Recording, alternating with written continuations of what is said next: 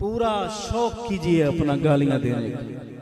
हम इंसान हैं, हम मानते हैं, हम आदमजाद हैं, हम मिट्टी के बने हुए हैं। लेकिन सुनिए साहिब, हम ये भी जानते हैं कि फरिश्ते जनाब भी नहीं,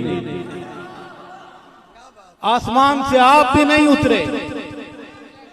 अल्लाह ताला से दुआ है, अल्लाह मेरे हैदरी के शहर में इस गुफ्तगू को कबूल फरमाए। आप नौजवानों से, सोशल मीडिया से जुड़े हुए दोस्तों से इल्तिमास है कि अपनी तवानाइयां सहाबा के लिए वक्फ कर दें।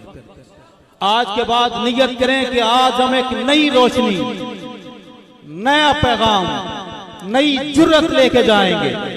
हम गाली देने वालों को नजरअंदाज करेंगे, माफ कर देंगे और हम मोहब्बत सहाबा का सफर जारी रखेंगे इंशाअल्लाह।